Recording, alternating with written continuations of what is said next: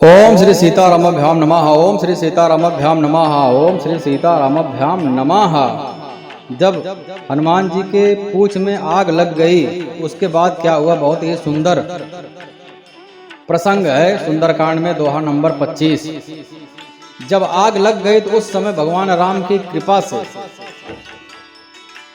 हर प्रेरित ते ही अवसर उस समय चरे मारुत 49 प्रकार के हवा होता है। हवा के 49 प्रकार बताए गए हैं। जितने भी प्रकार हैं सारे प्रकार के हवा उस समय चल पड़े प्रभु श्री रामचंद्र जी के सेवा के लिए। अट्ठहास कर गर्जा कपि बड़े लाग आकाश, पूरे अंतरिक्ष में हनुमान जी इतना जोर से गरजे कि पूरे अंतरिक्ष में उनकी गरज जो है गूंज पड़ी। और देह विशाल परम हर आई, मंदिर दे मंदिर चढ़ जाए। हनुमान जी ने जो है अपना लीला आरंभ कर दिया। जैसा स्वप्न दृष्टा देखी थी वही स्वप्न को सच करने के लिए हनुमान जी एक घर से दूसरे घर, दूसरे से तीसरे, तीसरे से चौथे घर, और जिस घर पर चले जाते थे उस घर पे पूंछ में आग तो लगी ही थी,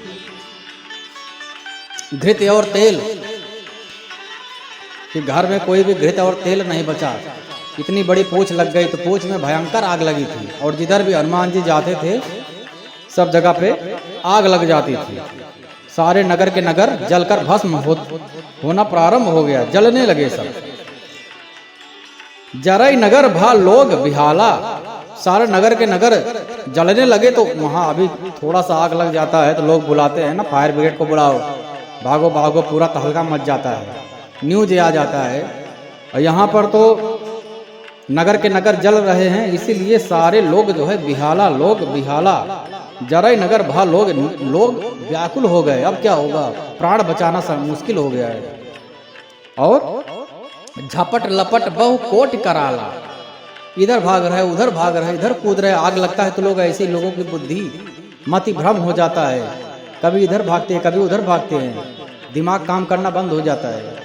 जैसे कहीं न्यूज में आता है कि कोई तीसरे फ्लोर पे आग लग गया और बच्चे इधर उधर भागने लगे। कुछ बच्चे तो वहां से कूद करके नीचे गिर पड़े, जान दे दिए, क्योंकि मति भ्रम हो जाता है, दिमाग काम नहीं करता। जब अग्नि लगता है शरीर में, जरा सा आग अगर शरीर में टच होता है, छूता है, तो कैसे हम अपना हाथ जो है तुरंत हटा लेते हैं। तो यहाँ पर तो पूरा नगर के नगर जल रहा है, इसलिए लोग बेहाल हो गए, इधर से उधर भाग रहे हैं, क्योंकि यह नगरी जो है अधर्म की नगरी है। और अधर्म रूपी जो है नगर को भक्ति रूपी आग जला रही है। हनुमान जी भक्ति के प्रतीक हैं। और रावण की समस्त लंका सोना जो है, पंच महापापों में सोना बताया गया है कि पाप का प्रतीक है। जहाँ पे सोना रहता है, जहाँ पे अधर्म चोरी होता है, जहाँ पे अधर्मानुसार आचरण होता है, जहाँ पे द्यूत पीड़ा की जाती है, पर स्त्री गमन होता है, यह सब पंच महापापों में बताया गया है। उसमें सोना भी आता है। यही कारण है कि परीक्षित ने जब सोना बताया कि हे कलयुग तुम सोने में भी रह सकते हो, क्योंकि सोना भी तमोगुणी होता है, तो तुरंत क्या किया कलयुग, परीक्षित के मुकुट में आकर के बैठ गया।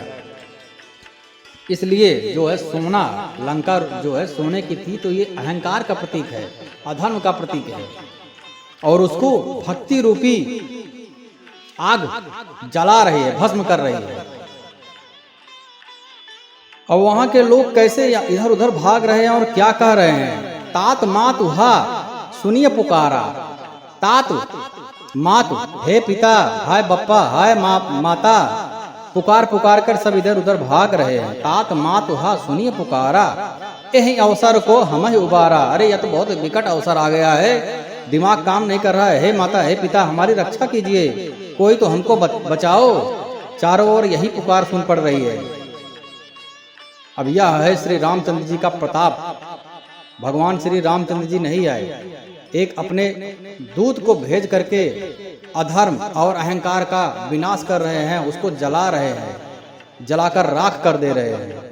और कोई भी काम, किसी की बुद्धि ही नहीं काम कर रही है। ऐसे ही होता है जब भगवान के भक्त को कोई परेशान करेगा, फिर भगवान को कोई परेशान करेगा, तो अधर्मी का इसी प्रकार से विनाश होगा कि बुद्धि ही काम नहीं करेगी। ना तो माता काम आएंगे, ना तो पिता काम आएंगे। ऐसे हाय माता हाय पिता कह के लोग भागेंगे। तात हाय माता, मात हाय पिता, हा सुनिए पुकारा, मेरी पुकार सुनो एहि अवसर को हमें उबारा। हम जो कहा यह कप नहीं होई, बानर रूप धरे सुर कोई। अरे यह इतना बड़ा काम कपी का थोड़ी हो सकता है, यह निश्चय ही कोई देवता है जो हमारे विनाश के लिए आया है, हमको मारने के लिए बंदर रूप में आया है। क्योंकि देवता ही ऐसा कर सकता है, एक साधारण बंदर इस प्रकार से नहीं हो सकता है, इतना ताकतवर, इतना पावरफुल नहीं हो सकता है। यही सब आपस में बात कर रहे हैं। साधु अवज्ञा कर फल ऐसा, जारी नगर अनाथ कर जैसा।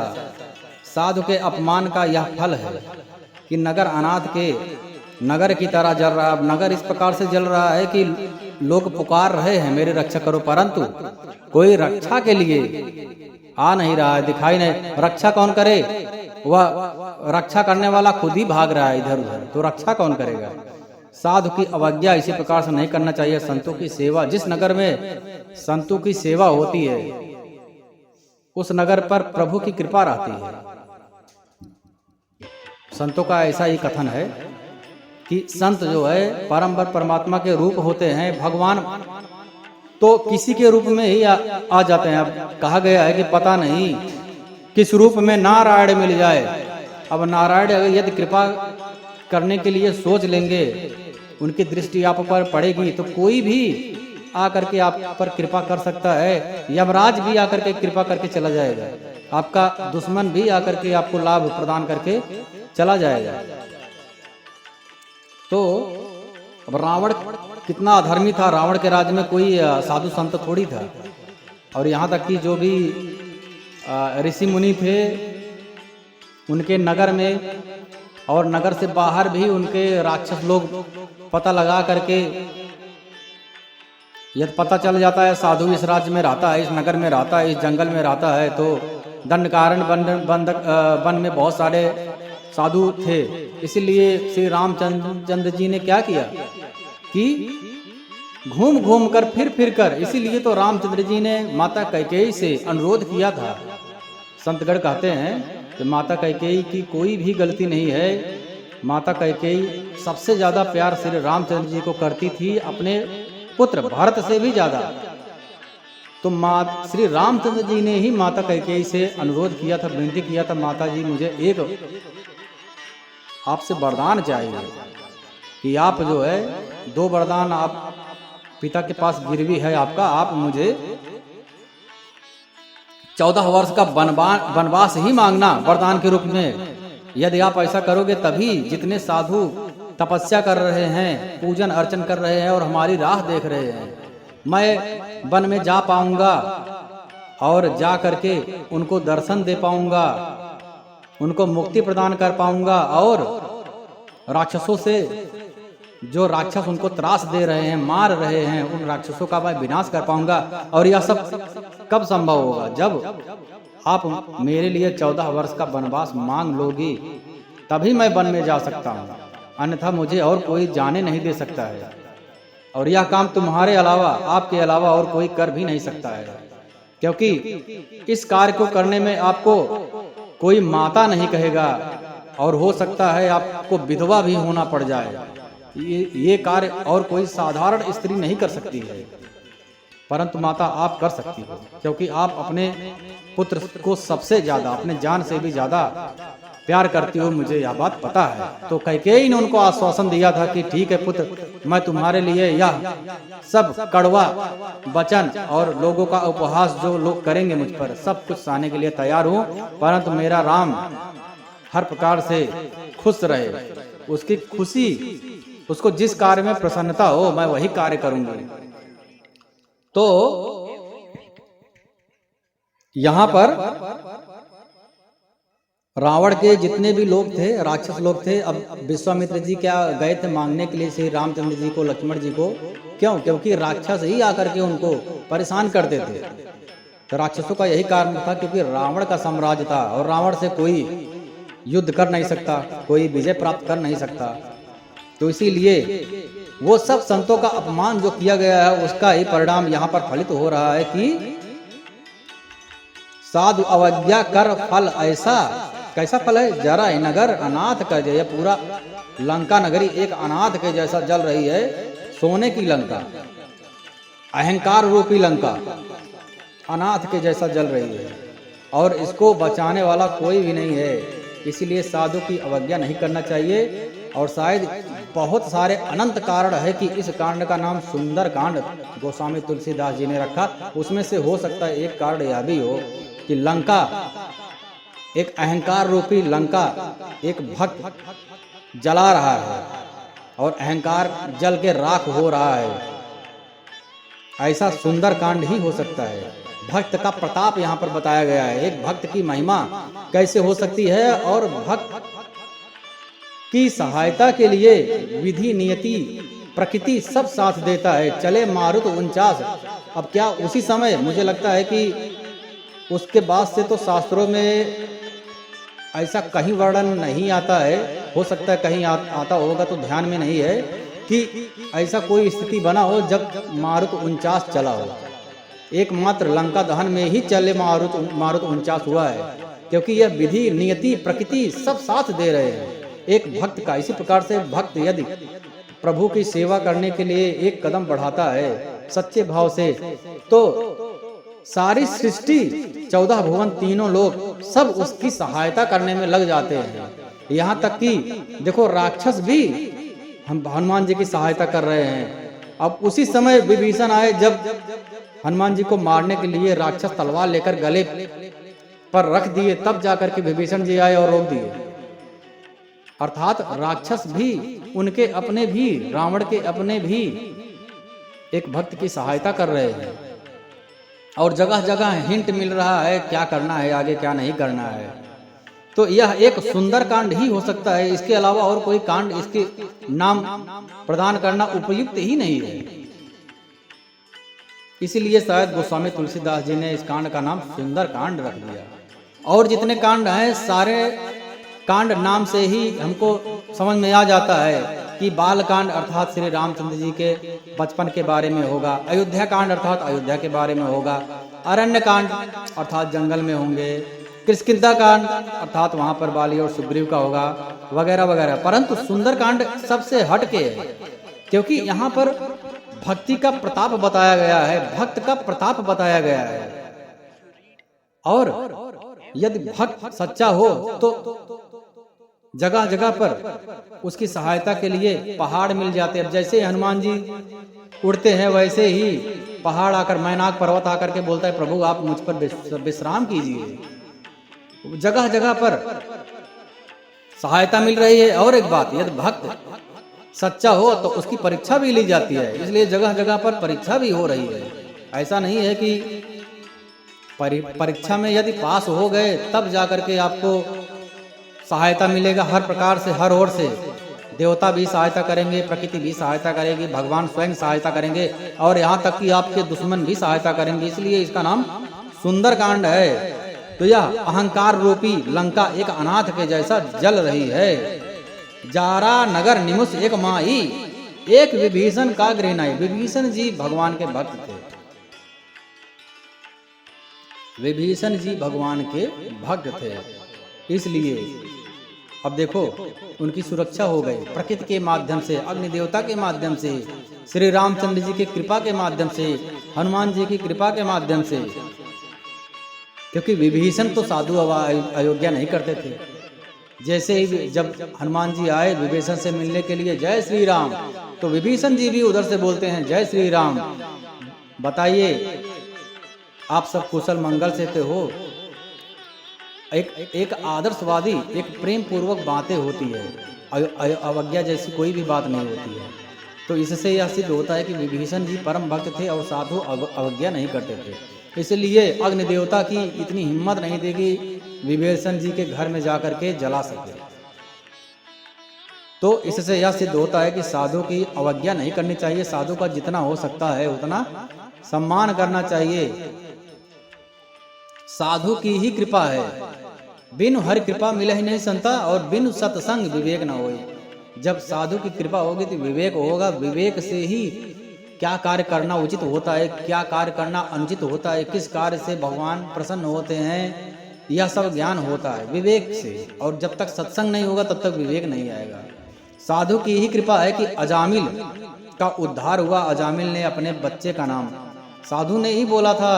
अजामिल ने कहा कि ये गुरुवर आप बताइए कि मैं बहुत बड़ा पापी हूँ, मैंने बहुत पाप किया है, मेरा उद्धार कैसे होगा। अब मैं इतने जंजाल में फंस चुका हूँ, पाप के कीचड़ में फंस चुका हूँ कि मैं निकलने का मुझे कुछ मार्ग ही नहीं दिख रहा है। तो साधु ने बहुत कुछ सोच समझ के उत्तर दिया, क्योंकि अगर बहुत बड़ा ज्ञान तपस्या साधना पूजन अर्चन बताते साधु तो हो सकता है अजामिल न करता, क्योंकि उसकी बुद्धि ही मलिन हो चुकी थी तो वह नहीं करता। अगर साधु बोलते सुबह 4 बजे उठना है तो कितने, अभी हम लोग भी नहीं उठ पाते हैं, उठता 10 बजे, एक दिन उठता दूसरे दिन तो नहीं उठता, क्योंकि बुद्धि ये सब सत्संग से होता है और सत्संग उसके जीवन में था ही नहीं। ऐसे ही यदि हम कहीं जाते हैं जहां पर हर कोई पूरा नगर सुबह 4 बजे उठ जाता है तो आप देखोगे अपने आप ही आप वहां पे जाओ, अपने आप ही आप 4 बजे उठ जाओगे, क्योंकि माहौल सत्संग जितने आपके पड़ोसी हैं वह सब भी 4 बजे उठ के पूजन अर्चन कर रहे हैं तो आप भी उठ जाओगे। सामान्यतया वातावरण का इतना प्रभाव पड़ता है।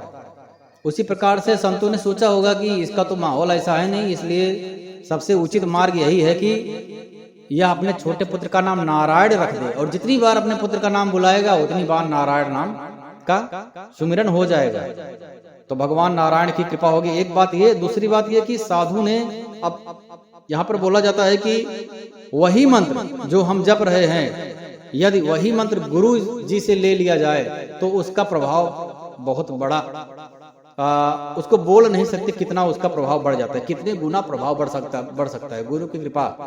वैसे ही यहाँ पर गुरु ने समझ सकते हैं एक प्रकार से कि गुरु ने गुरु मंत्र दे दिया कि तुम अपने पुत्र का नाम नारायण रखो, और इसमें नारायण शब्द में जो नारायण शब्द अजामिल को गुरु जी ने प्रदान किया, संतों ने प्रदान किया, वह एक प्रकार से गुरु मंत्र हो गया। और संतों का जितना भी तपस्या था, त्याग था, साधना था, वह सब उस मंत्र में चला गया, इसीलिए वह मंत्र काम कर गया। अंत समय में जब अजामिल ने पुकारा पुत्र नारायण, तो भाव यही है कि संतों का हर प्रकार से सम्मान करना चाहिए, जितना हो सके उतना सेवा करना चाहिए। हो सकता है संत की कोई कृपा बन जाए, कोई सिद्ध संत मिल जाए और उनकी कृपा हो जाए, एक शब्द बोल दे बस वैसी शब्द से पूरा जीवन बदल जाएगा, कल्याण हो जाएगा। नहीं तो मनुष्य जन्म पाए फिर मर जाएंगे, उसके बाद फिर कुत्ता बिल्ली गधा भैंस बनेंगे, फिर ऐसे ही घूमते रहेंगे। जीवन और मरण, पुनरप जननम पुनरप मरणम पुनरप जननी जठरे शयनम। माता के गर्भ में कितना सब, एक कमरा बंद कर लो, अंधेरा रहे और ना तो हवा मिले अपने को सांस लेने के लिए, और एक गंदा खून के नदी वह कमरे में पूरा खून भरा हो, मांस भरा हो, उसी में छोड़ दिया जाए।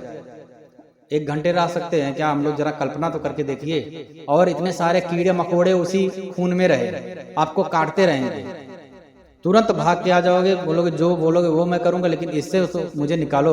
वही सेम जीव जब माता के पेट में इतना तकलीफ झेलता है तो वह यही बोलता है भगवान, क्योंकि और किसी के ऊपर तो विश्वास ही नहीं कर सकता है, और कोई दिखता भी नहीं उसको, और उसको यादाश्त भी रहता है कि भगवान ही सर्वश्रेष्ठ हैं, भगवान ही सब कर रहे हैं, इनके अलावा और कोई भी सत्य है ही नहीं। सत्यम परम धीमहि, परम परमात्मा के अलावा कोई सत्य है ही नहीं।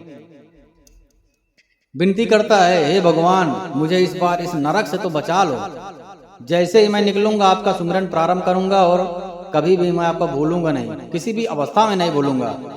परंतु वही जैसे ही निकालते हैं फिर से वह भूल जाता है, और या मेरा पिता है, या मेरा माता है, या मेरा घर है, या मेरा पेन है, या मेरी बाइक है, चालू हो जाता है, या मेरी पत्नी है, या मेरा पुत्र है। ऐसे करते करते या मेरा नाती है, फिर वह बुढ़ा हो जाता है और फिर से मर जाता है, और मरने के समय फिर उसको याद आता है।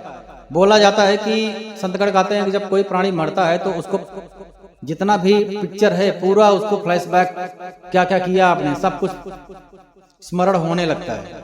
फिर वह बहुत पछताता है कि अरे मैं तो कुछ कर ही नहीं पाया, मैं किस काम के लिए आया था। मुझे भगवान को मैंने बोला था कि मुझे निकालोगे तो मैं आपका नाम लूंगा। भगवान ने मेरे ऊपर कृपा किया, परंतु मैंने पूरा जीवन ऐसे ही निकाल दिया, कुछ नहीं कर पाया। फिर वह बहुत रोता है, पछताता है, फिर से वही हाथ जोड़कर प्रारंभ करता है, भगवान यह समय तो मेरा खत्म हो गया है, शरीर पूरा हो रहा है, कृपया आप फिर से मुझे मानव जन्म ही दीजिए, फिर मैं दोबारा आपका बहुत ही भजन करूंगा, इस बार भूलूंगा नहीं।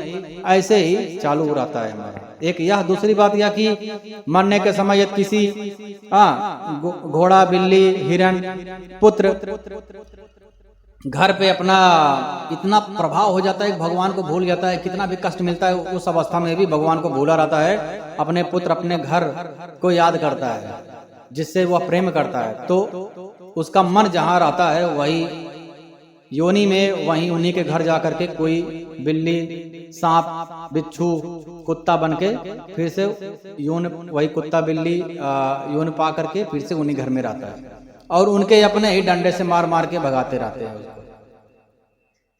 तो वही चक्र चालू है, 84 लाख योनि। तो ऐसा कारण नहीं करना चाहिए। मनुष्य जन्म बहुत ही दुर्लभ है। पुनरपि जननम, पुनरप मरणम, पुनरप जननी जठरे शयनम, पुनर्वित्तम, पुनर्मित्रम, पुनर्भार्या, पुनर्मही, इदम सर्वम पुनर्लभते ना शरीरम। पुनः पुनः मनुष्य का शरीर पुनः पुनः नहीं मिलता है, बहुत ही मुश्किल से मिलता है। पुनर्वित्तम, धन चला जाए फिर से आ सकता है, स्त्री चली जाए फिर से, बहुत सारे शादी आजकल लोग होता है। पुनर्भार्या, पुनर्मही, पूरी जो साम्राज्य है चला जाए फिर से प्राप्त हो सकता है, लेकिन ना शरीरम, पुनः पुनः शरीर प्राप्त करना बहुत ही मुश्किल है, दुष्कर है। इसलिए भजन करना आवश्यक है। सोचना चाहिए कि मैं मरूंगा, शरीर से क्या निकलेगा, शरीर अपना नहीं, शरीर से क्या निकलेगा वही हमको सोचना चाहिए। वही यदि पकड़ में आ गया, क्योंकि यदि शरीर की मृत्यु हो गई तब भगवान का भजन काम नहीं करेगा। संतगण कहते हैं जब तक शरीर है, शरीर ही माध्यम है, भजन यह एक माध्यम भगवान ने दिया है। अब शरीर का इस्तेमाल हम किस प्रकार से करते हैं यह हमारे विवेक के ऊपर निर्भर करता है। चोरी करने में भी कर सकते हैं, किसी को मारने में भी कर सकते हैं, भगवान का भजन करने में भी कर सकते हैं। तो कुल मिलाकर संतों की यदि कृपा हो गई तो समझो बहुत बड़ा कल्याण हो जाएगा। इसलिए संत सेवा बहुत करनी चाहिए। संत की अवज्ञा अर्थात भगवान की अवज्ञा है, उसी का फल है कि सात अवज्ञा कर फल ऐसा, उसका फल कैसा है, जा रहा नगर अनाथ कर जैसा। ऐसे ही आपका नगर, आपका धन दौलत सब कुछ नष्ट हो जाएगा, सब कुछ व्यर्थ ही खर्च हो जाएगा। एक लोग ऐसे थे, एक प्रसंग आता है और सत्य घटना है, नाम बताना उचित नहीं है। एक ऐसे लोग थे, बहुत ही पैसे के प्रति बहुत ही आप पूरा लगाओ, जितना संतों का लगाओ भगवान भजन में होता है उतना उस इंसान का लगाओ पैसे में था, और बहुत अच्छे पोजीशन पे थे, सरकारी ऑफिसर थे, बहुत पैसा कमाए। तो सारा पैसा बैंक में जमा किए, उसके बाद में उनका एक फ्लैट भी था। तो बाद में क्या हुआ, बुढ़े हो गए, बुढ़े तो होना ही था। लेकिन जब कोई प्राणी जवान रहता है तो उसको यह भान नहीं रहता कि मैं बूढ़ा हो जाऊंगा और मैं मरूंगा भी। उसको अगर दिमाग में आता भी है कभी कि मैं मरूंगा, लेकिन उसको मन को बोलता है कि चुप रहो, अरे हम नहीं मरेंगे, कैसे भी हम तो बच सकते हैं। यही सबसे बड़ी विडंबना है कि इंसान मरेगा, लेकिन वह उसको यदि कोई बोल दे तुम मरोगे तो देखो क्या होता है। तो वो महाराज क्या किए, उनका रिटायर हो गया, बहुत सारा पैसा पाए, और सारा पैसा उनको इतना था कि बैंक वाले भी शायद मेरा पैसा लूट के ले सकते हैं, बैंक बंद हो गया तो सारा पैसा वो अपने तिजोरी में ही रखते थे, 500 की गड्डी। और उन्होंने क्या किया कि अपना घर जो है, वृद्ध हो गए थे और घर उनका टूटने वाला था, तो घर को उनको बेचना पड़ा। घर में वास्तविक रूप से घर में एक सांप निकला तो घर को बेचना पड़ गया, डर गए अपने। और जो लोग पैसे पे बहुत बड़ा प्रेम करते हैं उनको अपने जीवन पे भी बहुत बड़ा प्रेम होता है। कि मैं हर प्रकार से व्यवस्था करते हैं। एरोप्लेन में नहीं ट्रेवल करते क्योंकि एरोप्लेन गिर जाएगा तो मैं मर जाऊंगा, मेरा सारा संपत्ति रह जाएगा। तो अपने प्राणों को अच्छे से बचा करके चलते हैं कि मैं जो है मरूं नहीं। तो सांप देख लिए घर में तो घर बेच दिए, उसका भी पैसा आया, सारा पैसा इकट्ठा कर लिए। हाय पैसा, हाय पैसा। कोई भी कितना भी गरीब हो, किसी को पढ़ाने लिखाने का कहीं भी वृद्धाश्रम को दान देने कुछ भी नहीं। तो क्या हुआ, सारा पैसा रख लिए थे। एक दिन क्या हुआ, अभी की घटना है, ये मोदी सरकार ने 500 रुपए का नोट बंद करवा दिया। उस रात से वो छटपटाकर इधर उधर भागने लगे, रात भर सोए नहीं और सारा पैसा उनका बर्बाद हो गया। इधर उधर जहां जमा कर पाए और थोड़ा बहुत जमा किए, बाकी सारे पैसे उनको देना पड़ गया किसी न किसी को। तो ऐसे ही सब यहीं पर रह जाता है कुल मिलाकर। इसलिए भगवान धन जो है महाधन, विष्णु सहस्त्र नाम में महाधन बोला गया है। धन तो पैसा मान सकते हैं, लेकिन महाधन जो है विष्णु का, भगवान का नाम है, श्री रामचंद्र जी का नाम है, श्री राधे कृष्ण का नाम है। परम धन राधा राधा राधा पायो जी मैंने राम रतन। वास्तविक जो धन है, जो हर जगह चलने वाला है, अमेरिका में भी, इंडिया में भी, पृथ्वी लोक में भी, दूसरे ग्रह पर भी, मरने के बाद में, मरने के पहले भी। और वह ऐसा धन है कि उस धन को दिखा करके जो भी सामान खरीदना है खरीद लो, और उसका खुल्ला नहीं मिलेगा सामने वाला, फिर वही वापस भी कर देगा, भाई मेरे पास औकात नहीं है इसका खुल्ला भी देने का। एक राम नाम की इतनी बड़ी महिमा है, उसको कितना भी खरीदो वो खर्च ही नहीं होगा, खरीदते रहो, आपके पास बैलेंस भी पड़ा रहेगा। संतगण कहते हैं कि ये नाम की महिमा इतनी बड़ी है कि आप वो नाम लेकर के चले जाओ, आपको देख कर भी लोग, जैसे होता है ना, कोई बहुत बड़ा ऑफिसर जाता है, पुलिस का ऑफिसर कोई रहेगा, दुकान पे खड़ा होता है, हाँ लाओ ये दे दो वो दे दो साहब पैसे, तो सामने वाला क्या बोलता है, अरे साहब आपसे पैसे लेंगे। तो यही हाल है, वो नाम की इतनी बड़ी इतना बड़ा पावर है, क्षमता है कि आप खड़े हो जाओ, जो भी मांगना है मांग लो, कहीं भी, मरने के बाद जहां भी जाओगे, इंद्रासन निद्रासन जो भी मांगना है। बाद में जब बोलोगे क्या दो, तो सामने वाला इंद्र बोलेंगे अरे साहब आपसे पैसा लेंगे। वही हाल है। तो नाम की बहुत बड़ी महिमा है, इसलिए यह महाधन है, इसको कमाना बहुत जरूरी है। जो यह कमा लिया उसको शायद मरने के समय भी उसको आनंद की प्राप्ति होगी, उसको दुख नहीं रहेगा मरने का। एक संत थे, एक संत से राधा बाबा जो थे, राधा बाबा ने उनके ऊपर कृपा कर दिया था। राधा बाबा की बहुत सेवा की, राधा बाबा की सेवा ही करते थे। तो जब मरने लगे तो राधा बाबा ने कहा कि तुमको जाओ, तुम, मेरा आशीर्वाद है, तुमको जो है गोलोक धाम मिल जाएगा। तो मरने लगे तो उनको आए थे यमराज, बताया जा रहा था कि संतगढ़ बताते हैं, उनको आए थे यमराज के दूत लेने के लिए, बड़े बड़े लंबे दांत, गदा और काला चेहरा, टेढ़ा मेढ़ा शरीर आता है, लंबे लंबे काले काले गंदे बाल। तो डर रहे थे जो मर रहे थे संत। तो समय राधा बाबा आए, उनको महाभागवत महापुराण उठा करके उनके सीने पर रख दिए। जैसे ही भागवत महापुराण